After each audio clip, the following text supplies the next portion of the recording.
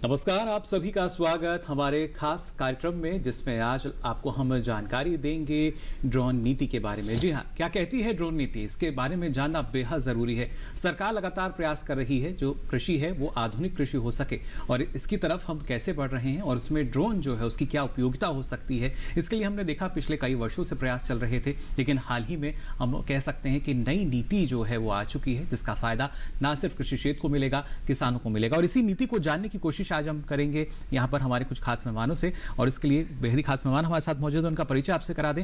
हमारे साथ मौजूद हैं शौमिता विश्वास जी, आप संयुक्त सचिव हैं कृषि एवं किसान कल्याण मंत्रालय भारत सरकार में, और साथ ही मौजूद हैं डॉक्टर अंजुमणि मिश्र जी, आप अध्यक्ष हैं कृषि अभियांत्रिकी संभाग के भारतीय कृषि अनुसंधान संस्थान पूसा नई दिल्ली से, और साथ ही आपको बता दें हमारे साथ मौजूद हैं स्मित शाह जी, आप अध्यक्ष हैं ड्रोन फेडरेशन ऑफ इंडिया से।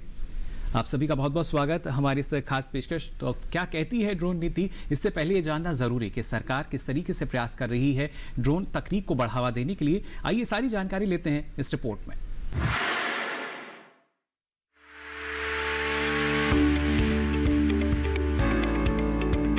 नई नीति के मुताबिक सभी ड्रोन का ऑनलाइन पंजीकरण होगा और पंजीकरण या लाइसेंस के लिए अब सुरक्षा मंजूरी लेने और ड्रोन के रखरखाव का प्रमाण पत्र देने की जरूरत नहीं पड़ेगी।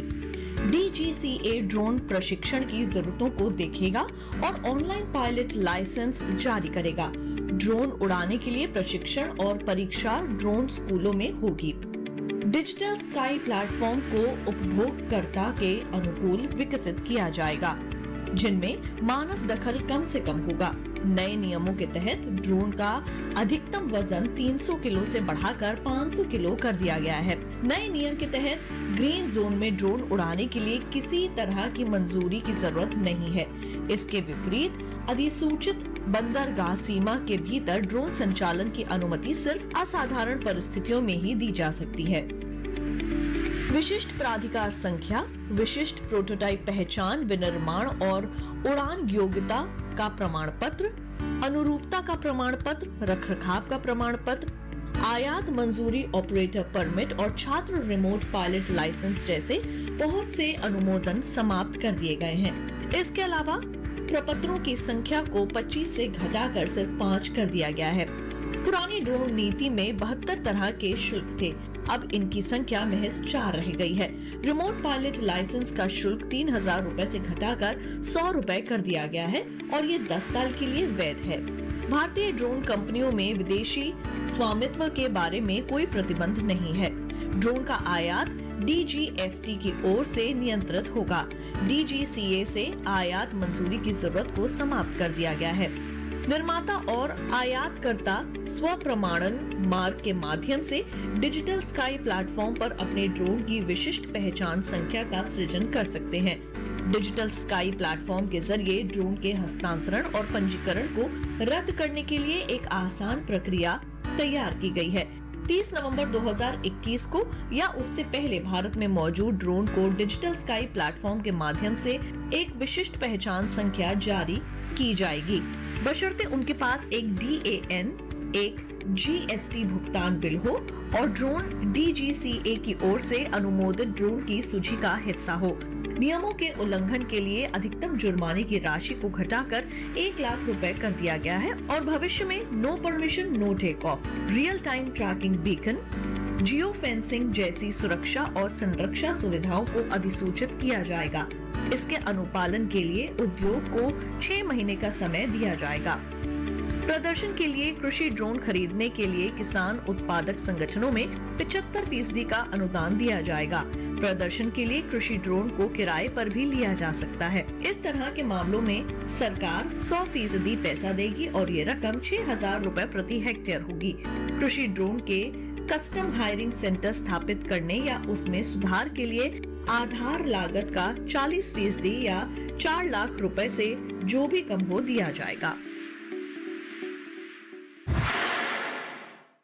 तो जाना आपने इस रिपोर्ट के जरिए कि किस तरीके से प्रयास किया जा रहा है कि जो ड्रोन की उपयोगिता है उसका सदुपयोग जो है वो हम कर सकें। और अब से पहले हम देखते थे जो दूसरे क्षेत्र हैं उनमें काफ़ी होता था। यहाँ सबसे पहले स्मित जी आपसे मैं जानना चाहूँगा, जब ड्रोन की हम बात करते हैं, एक नई तकनीक की हम बात करते हैं, किस तरीके से ये हम कह सकते हैं कि जब कृषि क्षेत्र को हम देखते हैं तो वहाँ भी इसके लिए हमें और ज़्यादा संभावनाएँ जो हैं वो नज़र आती हैं?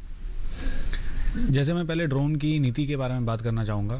पिछले कुछ सालों से ड्रोन की नीति को कारगर बनाने का काम चल रहा था, पर अभी अगस्त में पिछले साल 2021 में एक नई नीति लागू की गई है, जिसके अंदर ड्रोन का जो यूज़ है ये पूरे देश में काफ़ी जल्दी बढ़े और काफ़ी इजीली बढ़े, काफ़ी जल्दी बढ़े।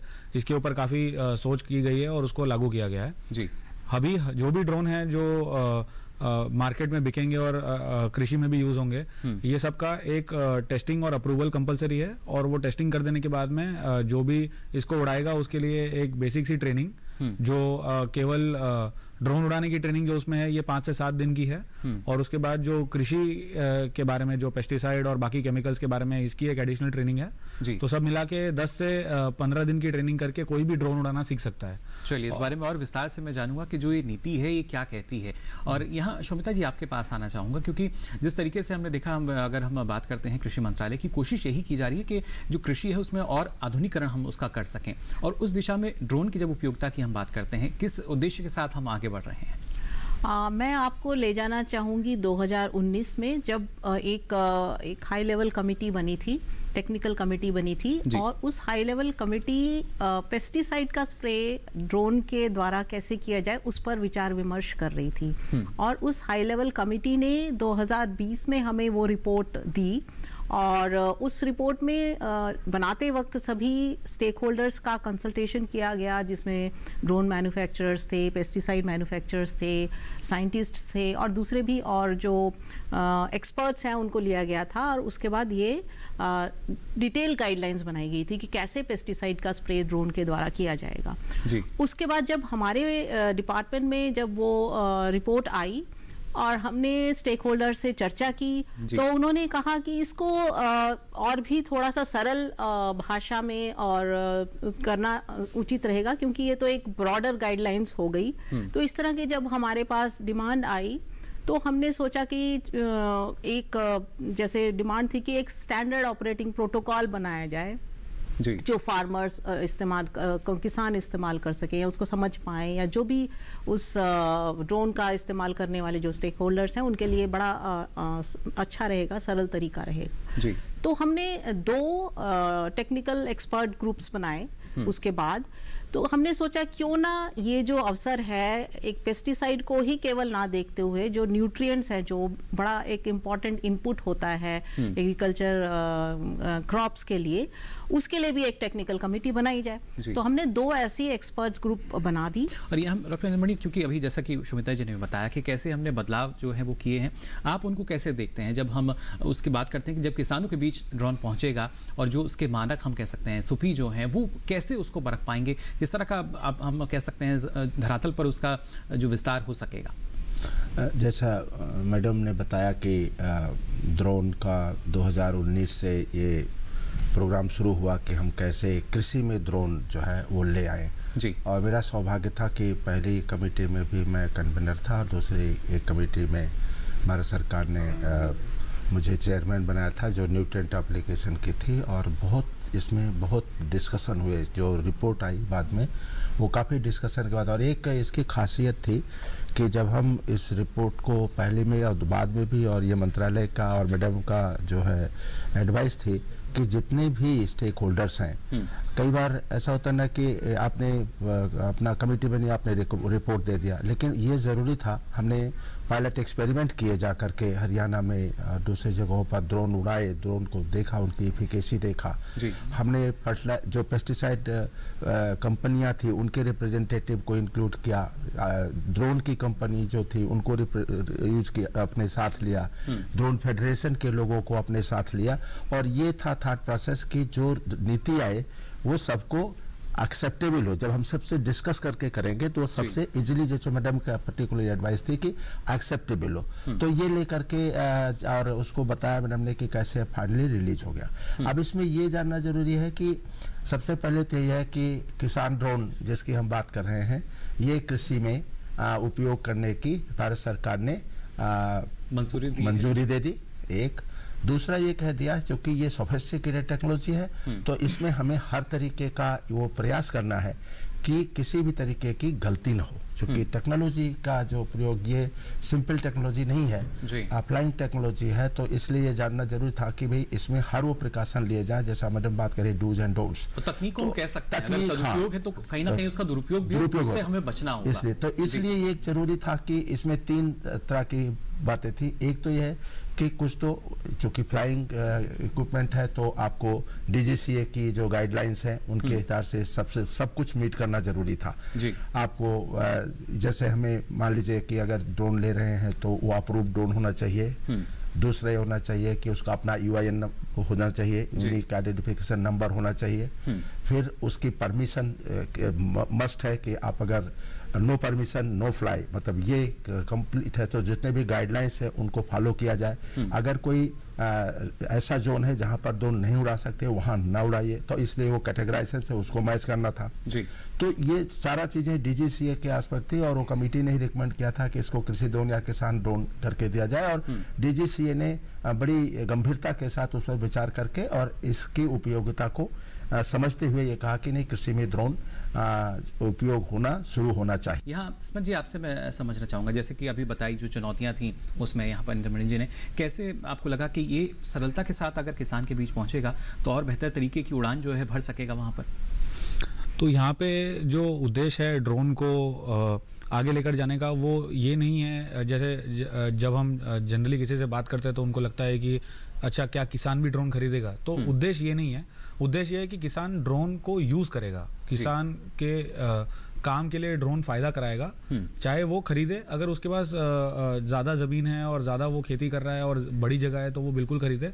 वरना जो इसका मेन पहलू है वो ये है कि ये कस्टम हायरिंग सेंटर्स, कृषि विज्ञान केंद्र और किसान ड्रोन सर्विस प्रोवाइडर के थ्रू ये आगे जाएगा। शोभिता जी, अगर देखा जाए ना सिर्फ तकनीक बल्कि इसके साथ साथ एक किसान की उम्मीद भी जुड़ती है कि हमें किस तरह का फायदा इससे मिलेगा। हमारे खेत को फायदा मिल रहा है, लेकिन जब हम बात करते हैं आर्थिक मदद की, सरकार यहाँ पूरी कोशिश कर रही है। मैं चाहूँगा उस बारे में भी अगर आप जानकारी साझा करें, किस तरह की मदद जो है वो की जा रही है ड्रोन के लिए। हमने SOPs तो जारी कर दी, उसके बाद प्रश्न हमारे पास ये था कि इनको किसान तक कैसे डेमोन्स्ट्रेट किया जाए, कैसे उन तक ये टेक्नोलॉजी पहुंचाई जाए जी। तो हमारे पास ऑलरेडी एक स्कीम थी, सबमिशन ऑन एग्रीकल्चर मैकेनाइजेशन। उसमें हमारे पास मशीनरी की एक लिस्ट होती है, शेड्यूल होता है, जो मशीनरी किसान को सब्सिडाइज्ड रेट पे दी जाती है, या जो किसान नहीं खरीद सकता है वो कस्टम हायरिंग सेंटर, इंस्टीट्यूशंस होती हैं, कस्टम हायरिंग सेंटर्स के माध्यम के द्वारा वो मशीन उनको किराए पे मिल सकती है। तो हमारे पास ये एक ऑलरेडी एक स्कीम अवेलेबल था, तो उसी में हमने ड्रोन्स को भी का समावेश हमने कर दिया। तो ये एक बहुत बड़ी पहल हमने की हमारे मंत्रालय से, और अब ये हो गया है, उसमें 3 बड़ी बातें जो आई हैं।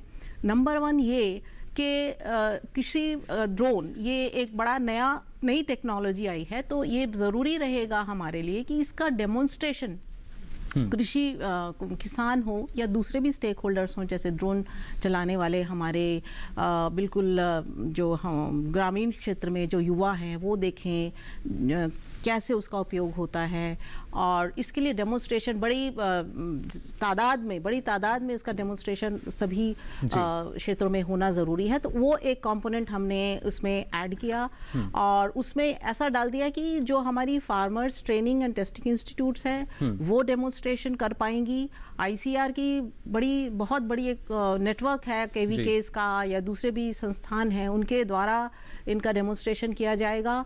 और तीसरा है हमारे पास स्टेट एग्रीकल्चर यूनिवर्सिटीज़ भी हैं, उनका भी नेटवर्क बहुत अच्छा है, तो उनके द्वारा भी डेमोन्स्ट्रेशन किया जाएगा। जो प्रशिक्षण है वो देखिए अलग अलग स्तर पर हो सकता है, लेकिन यहाँ इंद्रमणि जी अगर हम बात इसमें एक बहुत बड़ी बात ये है कि इन सभी संस्थान को हम बिल्कुल 100% हम सब्सिडी दे रहे हैं ताकि वो ड्रोन को खरीद पाए और उसका डेमोन्स्ट्रेशन कर पाए। 100% का अनुदान, बिल्कुल ये बहुत बड़ी बात होती है। हमें 2 तरीके के प्रशिक्षण की जरूरत पड़ेगी। एक तो ड्रोन को उड़ाने की, उसका जैसे बताया ना कि ये रिमोट पायलट मशीन है, तो रिमोट पायलट मशीन में ये ज़रूरी हो जाता है कि आप उसको कैसे ऑपरेट करना है, एवरीथिंग इलेक्ट्रॉनिकली होना है, तो वो उनको उसका प्रशिक्षण लेने की ज़रूरत है। और दूसरा, जब मंत्रालय की तरफ से ये भी था कि प्रशिक्षण यहीं नहीं खत्म हो जाता, प्रशिक्षण ये भी ज़रूरी है कि अगर पेस्टिसाइड यूज कर रहे हैं तो पेस्टिसाइड के यूज के समय क्या आपको सावधानी रखनी चाहिए, न्यूट्रिएंट यूज कर रहे हैं तो उनकी क्या सावधानी। इसीलिए ये रखा गया कि जैसे मैं बात कर रहा था कि DGCA के साथ जो चीज़ें थी वो तो DGCA के क्लियरेंस जिन जिन पर है आपको वो लेना होगा। दूसरा हो जाता है कि जो हमने SOP में रिकमेंडेशन दी कि ऑपरेशन के पहले की क्या तैयारियां हैं, ऑपरेशन के दौरान क्या सावधानियां हैं और ऑपरेशन के बाद क्या सावधानियां हैं, कहीं अब लेकर के याद है। तो ऑपरेशन के पहले की सावधानियों में बहुत जरूरी हो जाता है कि आप परमिशन होनी चाहिए, स्टेट वहां पर जो लोकल एडमिनिस्ट्रेशन होगा उसको इन्फॉर्म करना होगा, 24 घंटे के पहले की बात है, ताकि वहाँ पर ये पता रहे कि कोई ऐसे जानवर, एनिमल या ऐसे व्यक्ति उस एरिया में न रहें जिनकी आवश्यकता नहीं है, ताकि ड्रोन को फ्रीली आप अप्लाई कर सके अगर कोई घटना दुर्घटना की संभावना जीरो रहती है। नेक्स्ट एग्रीकल्चर की तरफ बढ़ रहे हैं जहाँ पर आपको टाइमलीनेस इंश्योर कर रहा है कि एग्रीकल्चर का सबसे इंपॉर्टेंट पार्ट है टाइमलीनेस, चाहे बुआई का है, चाहे कटाई का है, चाहे प्लांट प्रोटेक्शन का है, जिस समय होना है उसी समय हो। वो कैसे पॉसिबल है? बचत काफी है समय की और भी। उसी समय हो जहां मैंने बताया कि आपको जहां घंटों लगते थे वहां 7 मिनट में आपका काम बिल्कुल। लेकिन जब ये काम कैसे होगा ये अपने आप में काफी महत्वपूर्ण होता है। इसमें जी जो इसकी और तकनीकी बातें हैं वो आपसे मैं समझना चाहूंगा। अगर कोई ड्रोन उड़ाना चाहता है तो उसके लिए क्या कुछ जो शैक्षिक योग्यता की हम बात करते हैं वो क्या रह सकती है, क्या किस तरह का जो लाइसेंस है वो इसके लिए हम आवश्यक मान सकते हैं, अगर है तो कहाँ इसके लिए हम आवेदन कर पाएंगे, और क्या उसमें हम मदद कर सकते हैं किसान की जिसको जानकारी नहीं है लेकिन वो तकनीक को अपनाना चाहता है? इसका मैं एक अलग तरीके से जवाब देना चाहूँगा। जैसे ड्रोन जब उड़ता हुआ हम देखते हैं या उसके बारे में सोचते हैं तो हमें लगता है कि ये प्लेन की तरह है, पर ये प्लेन की तरह नहीं, ये बिल्कुल एक मोटरसाइकिल या गाड़ी की तरह है। जैसे हर मोटरसाइकिल या हर गाड़ी जो बनाता है वो एक बार इसकी टेस्टिंग करता है और अप्रूवल मिलने के बाद लाखों करोड़ों में बना के पूरे इंडिया में बेचता है। तो ड्रोन का भी वैसे ही है, जो ड्रोन बना रहा होगा वो एक बार टेस्टिंग कराएगा, DGCA से अप्रूवल लेगा और उसके बाद में उसको बेचना शुरू करेगा।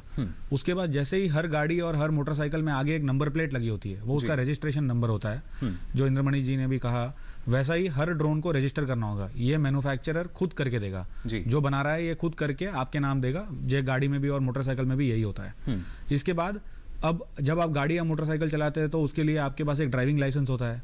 वैसे ही इस केस में ड्रोन का एक पायलट सर्टिफिकेट है जी। अब ये गाड़ी की तरह 50 या 100 साल पुरानी टेक्नोलॉजी नहीं है कि शायद मैं आपको सिखा दूंगा या आप मुझे सिखा देंगे, इसलिए इसमें थोड़ा सा ट्रेनिंग अभी का जरूरत रखा गया है। सो आप DGCA अप्रूव्ड कोई भी ट्रेनिंग स्कूल के पास जा सकते हैं जी। 5 से 7 दिन का एक कोर्स कर सकते हैं और मात्र 5 से 7 दिन में आप ड्रोन उड़ाना सीख जाएंगे। रोजगार सृजन होता हुआ हमें नजर आ रहा है, लेकिन और किस तरीके से इस नीति में बदलाव किया गया, जो आवश्यकताएं महसूस की गई सरकार द्वारा वो लगातार हमने देखा किस तरीके से इसमें बदली हैं, उन पर भी हम हमारी जो विशेषज्ञ हैं उनसे जानकारी लेंगे। लेकिन यहाँ रुकने एक छोटे से ब्रेक के लिए जल्द हाजिर होंगे। आप बने रहिए दूरदर्शन किसान पर।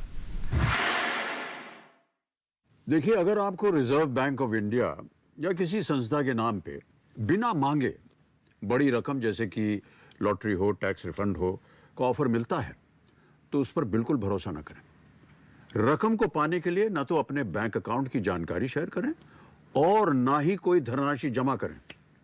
ऐसे जितने भी मैसेजेस हैं उनको आप बिल्कुल अनदेखा कर दीजिए, क्योंकि RBI कहता है जानकार बनिए, सतर्क रहिए।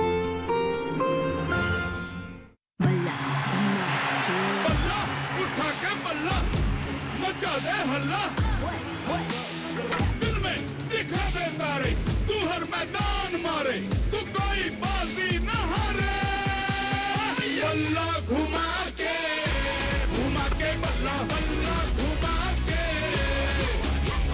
गिल्ली उड़ा के मचा दे हल्ला, गिल्ली उड़ा के।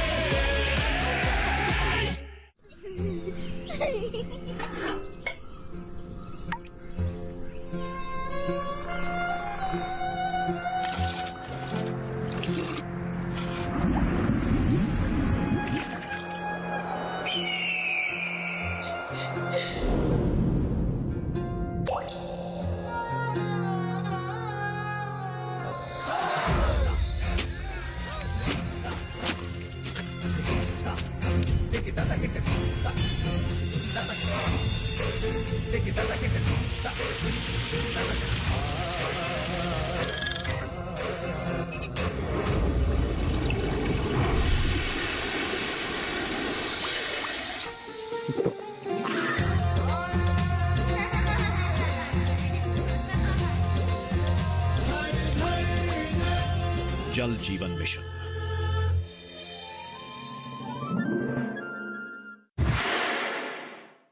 तो ब्रेक के बाद आप सभी का एक बार फिर स्वागत हमारी खास पेशकश में क्या कहती है ड्रोन नीति। और ब्रेक पे जाने से पहले आपने जाना भी कि किस तरीके से जो नीति है उसमें बदलाव किया गया है और क्या खास पहलू हैं जिसके जरिए इस तकनीक को बढ़ावा दिया जा रहा है, किसानों के पहुंच जो है तक ड्रोन तक हो सके इसके लिए कोशिश की जा रही है। और अब जो ड्रोन है वो खुद ही किसान तक पहुँच रहे हैं क्योंकि हमारे जो कस्टम हायरिंग सेंटर हैं उस पर भी प्रावधान रखा गया है। लेकिन खासतौर से शोमिता जी अगर देखा जाए आज के समय में हम बात करते हैं एग्री स्टार्टअप्स की, एंटरप्रेन्योर्स की, तो क्या इस दिशा में भी जो ड्रोन है वो मदद कर पाएंगे हमारे देश के युवाओं की? बिल्कुल बिल्कुल कर पाएंगे। इसमें हमने प्रावधान रखा हुआ है हमारी जो स्कीमेटिक गाइडलाइंस में जी। कि एक तो ये जो कस्टम हायरिंग सेंटर्स ये भी चलाएंगे हमारे जो युवा हैं ग्रामीण क्षेत्र में हो या फिर शहरी क्षेत्रों में छोटे छोटे जो एग्लोमरेशंस हैं, अर्बन एग्लोमरेशंस हैं, वहाँ के युवा कस्टम हायरिंग सेंटर चला पाएंगे जहाँ पर दूसरी मशीनों के साथ ये ड्रोन्स का भी सर्विसेज वो किसानों को प्रोवाइड कर पाएंगे जी। तो कस्टम हायरिंग सेंटर में केवल हमारे ये युवा ही नहीं, जैसे फार्मर्स प्रोड्यूसर ऑर्गेनाइजेशंस हैं उनके लिए भी हमने प्रावधान किया हुआ है, पैक्स हैं उनके लिए प्रावधान किया हुआ है कि वो लोग वो जो ग्रामीण स्तर की जो इंस्टीट्यूशंस हैं वो सारी इंस्टीट्यूशंस कस्टम हायरिंग सेंटर्स में ड्रोन को चला पाएंगी। दूसरा इसका एक और पहलू ये है कि इसमें हमने एक ये प्रावधान रखा है कि जो युवा ग्रामीण क्षेत्र में बीएससी एग्रीकल्चर होगा तो उसको और भी बढ़ावा देने के लिए सब्सिडी का प्रमाण भी थोड़ा बढ़ाया हुआ है। 50% तक का सब्सिडी ऐसे युवाओं को दिया जाएगा ड्रोन टेक्नोलॉजी को ग्रामीण स्तर पर लाने के लिए। तो इस तरह से ये स्टार्टअप्स को का एक क्या प्रमोशन के लिए बढ़ावा दे सकता है, बिल्कुल दे सकता है, ग्रामीण स्तर पर भी दे सकता है और छोटे छोटे जो हमारे शहरी एग्लोमरेशंस हैं उनमें भी दे सकता है। जब हम ड्रोन क्षेत्र की बात करते हैं तो यहाँ भी हम देख पा रहे हैं कि जो शायद एग्री स्टार्टअप हैं उन्होंने आवेदन करे होंगे पहले से, क्या कुछ उसमें अभी तक हासिल? मैं इसको जैसे बताया कि बहुत ही पॉजिटिव बदलाव के रूप में देखा। कृषि में यूथ के एजुकेटेड यूथ के को अट्रैक्ट करने का ये सारे जो उद्देश्य हैं भारत सरकार के वो इस तरह की टेक्नोलॉजी से मीट होगा। उसमें ड्रोन टेक्नोलॉजी जो है ना बहुत महत्वपूर्ण रोल अदा करेगी। साथ ही इसमें जो आपसे भी समझना चाहूँगा जिस तरीके से आपने बताया कि क्या क्या आवश्यकताएं इसके लिए हम मान सकते हैं अगर एक युवा भी हैं अगर वो इसकी शुरुआत करना चाहते हैं, लेकिन यहाँ कई ऐसी बातें भी होंगी जिनका ख्याल रखना ज़रूरी है। बिल्कुल, इसमें एक चीज़ का ख्याल रखना बहुत ज़रूरी है कि जो ये एप्लीकेशन है ये प्रिसीजन एप्लीकेशन है, तो इसके आगे पीछे कुछ चीज़ें हैं जो मैन्युफैक्चरर जो ड्रोन दे रहा है वो बताएगा कि आपको ये चीज़ों का ध्यान रखना है और इसके हिसाब से ड्रोन को उड़ाना है। दूसरा जो है कि जनरली हम जैसे पेस्टिसाइड को या एप्लीकेंट को स्प्रे कर रहे थे तो उसको भी हम कैसे स्प्रे कर रहे थे और कौन सी मात्रा में स्प्रे कर रहे थे और ड्रोन से हमें कौन सी मात्रा में स्प्रे करना है, तो उतनी ही मात्रा में नहीं करना है क्योंकि आप प्रिसीजन स्प्रेइंग कर रहे हैं तो जो पानी की मात्रा है और पेस्टिसाइड की मात्रा है दोनों ही घट जाती है जी। उसका जो डाइल्यूशन है और मिक्सचर है ये भी इसका प्रोपोर्शन चेंज हो जाता है। तो वो सब चीज को ध्यान रखना जरूरी है क्योंकि अगर वो ध्यान रखेंगे तो ही ड्रोन टेक्नोलॉजी जो है इसका असली फायदा सामने आएगा। खासतौर से शोमिता जी अगर हम बात करते हैं जब वित्त मंत्री ने बजट के दौरान जो बातें कही थी ना सिर्फ ड्रोन तकनीक को और बढ़ाने के लिए बल्कि हम आगे बढ़ रहे हैं रसायन मुक्त खेती की तरफ, तो कहीं ना कहीं जो पहले अंधाधुंध इस्तेमाल जो किया जाता था रसायन का वो भी इसके जरिए कम हो सकेगा और इसके साथ साथ नई तकनीक हम अपना पाएंगे और जो आत्मनिर्भर कृषि के जरिए आत्मनिर्भर भारत की हम बात कहते हैं वो और ज़्यादा साकार हो सकेगी। आत्मनिर्भर भारत की बात की है, वैसे उस तरह की पॉलिसी भी ली गई है, चाहे वो हम ड्रोन टेक्नोलॉजी वो उसमें आत्मनिर्भर बने या फिर हमारी जो इनपुट कॉस्ट है क्रॉप के लिए पर यूनिट एरिया के लिए वो भी कम होगा। जैसे प्रिसीजन एग्रीकल्चर की बात कर रहे थे स्मिथ जी कि जैसे कम मात्रा में अगर हम कम मात्रा इनपुट लेंगे और उसका इस्तेमाल करके अगर उतनी ही प्रोडक्टिविटी होती है तो कहीं ना कहीं हम जो मुनाफे को बढ़ावा दे रहे हैं दैट इज, और हम प्रिसीजन एग्रीकल्चर की तरफ आगे बढ़ रहे हैं। जो बाहर के जो देश हैं वो लोग प्रिसीजन एग्रीकल्चर में काफी आगे बढ़ चुके हैं, तो हम भी उसी रास्ते में चलेंगे कि ये एक बहुत बड़ा एक स्टेप है जो हमारे केंद्र सरकार ने लिया है कि जिसमें हम इनपुट कॉस्ट को रिड्यूस करेंगे जब हम ड्रोन से पेस्टिसाइड का स्प्रे करेंगे, जब ड्रोन से हम न्यूट्रिएंट्स का भी स्प्रे कर सकते हैं ना, जैसे नैनो फर्टिलाइजर की बात हो रही है, तो नैनो फर्टिलाइजर में ड्रोन बहुत एक महत्वपूर्ण रोल अदा करेगा। तो ये सारी चीजें हैं। और आगे चल के जो हमारे, हम नेचुरल फार्मिंग की भी बात कर रहे हैं, जिस तरह के भी कोई भी इनपुट हो, चाहे वो ब्रॉडकास्टिंग हो, सीड ब्रॉडकास्टिंग, छोटे छोटे जो बहुत माइन्यूट सीड्स होते हैं उनको भी ड्रोन से हम स्प्रे कर सकते हैं, या फिर नैनो फर्टिलाइजर उनका स्प्रे कर सकते हैं, या फिर हमारी ऑर्गेनिक फार्मिंग के लिए जो हमारे दूसरे फर्टिलाइजर जो ऑर्गेनिक वो भी हो सकता है। तो ये एक बहुत महत्वपूर्ण पहलू है ड्रोन टेक्नोलॉजी का। जब फायदे की हम बात करते हैं डॉक्टर इंदुमणि, तो और ज़्यादा जो फ़ायदा है वो अब कहीं ना कहीं कृषि क्षेत्र को मिलेगा, किसानों को मिलेगा, बल्कि जो गुणवत्ता है उसमें भी कुछ इजाफा हम देख पाएंगे। आगे हम ड्रोन के साथ आर्टिफिशियल इंटेलिजेंस की टेक्नोलॉजी को जोड़ करके हम ये करेंगे कि वेरिएबल रेट एप्लीकेशन, वहीं पर पेस्टिसाइड डाला जाए जहां जरूरत है, वहीं पर फर्टिलाइजर डाला जाए जहां जरूरत है। तो आप सोचिए कि जो हम एक रूप से जस्ट ढेर सारा फर्टिलाइजर रिकमेंडेड डोज की जरूरत नहीं पड़ेगी, जहां आवश्यकता उसे तो वेरिएबल रेट टेक्नोलॉजी पॉसिबल हो पाएगी। एक दूसरा, डेफिनेट रूप से इस पर अब रिसर्च आईसीआर में भी हमारा एक प्रोजेक्ट शुरू हुआ है, बहुत इंपॉर्टेंट प्रोजेक्ट, प्रिसिजन एग्रीकल्चर पर नेपा करके उसका नाम है, और उसमें यही बातें रखी गई हैं कि डिफरेंट एरिया में प्रिसिजन टेक्नोलॉजी, जो पर्टिकुलर ड्रोन टेक्नोलॉजी और रोबोटिक को यूज किया जाए। तो हम कृषि का एक वैज्ञानिक जो पहलू है वो अभी बहुत इंटेंसिफाई हो रहा है, और हम आने वाले समय में कृषि बिल्कुल प्रिसिजन आधारित और इंजीनियरिंग आधारित होगी। सुमित्रा जी, अगर हम बात करते हैं, क्योंकि प्रधानमंत्री लगातार किसानों को यही कहते हैं कि अब आधुनिक कृषि की तरफ हमें बढ़ना है, और जय जवान जय किसान के साथ जब जय विज्ञान का नारा दिया गया था, तो कहीं ना कहीं एक सोच सकारात्मक रही कि इस तरह की जो तकनीक है नई, इस तरह की जो नई नीतियां हैं वो हमें लानी होंगी इस देश के विकास के लिए और कृषि क्षेत्र के विकास विस्तार के लिए। बिल्कुल बिल्कुल सही बताया आपने मुकुल जी, कि माननीय प्रधानमंत्री, माननीय वित्त मंत्री ने जो घोषणा की हमारे बजट अनाउंसमेंट में किसान ड्रोन की, और माननीय प्रधानमंत्री प्रत्येक फोरम में इस टेक्नोलॉजी का बहुत प्रमोट करते हैं और कहते हैं कि ये ड्रोन बहुत मील का पत्थर साबित होगी, और इसीलिए ये पूरा एक इकोसिस्टम बिल्डअप हो रहा है।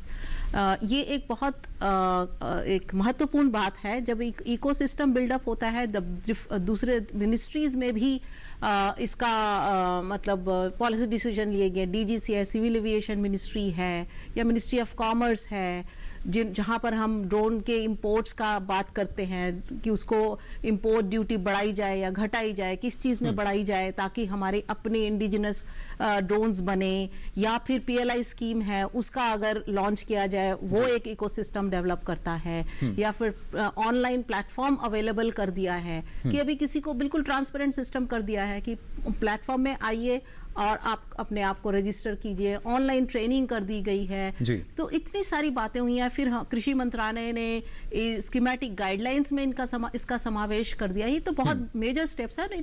ये एक बहुत अच्छा और विकासमय एक इकोसिस्टम डेवलप हो चुका है। अब बात ये है कि हमारे जो स्टार्टअप्स हैं, हमारे जो किसान हैं, इसका भरपूर उपयोग करें। नए भारत की जो नई कृषि है, जाहिर तौर पर आत्मनिर्भर कृषि होगी जो निर्माण करेगी एक आत्मनिर्भर भारत का। तो फिलहाल आज के लिए इस खास पेशकश में बस इतना ही।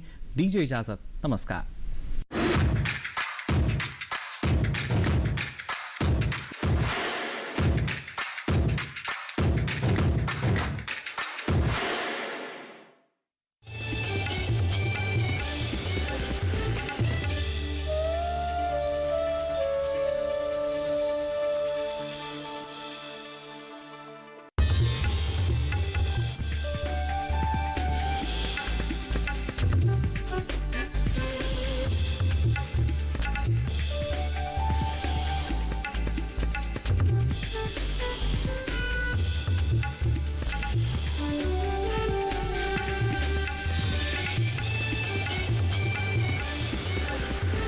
डीडी किसान, बदलते भारत की शान।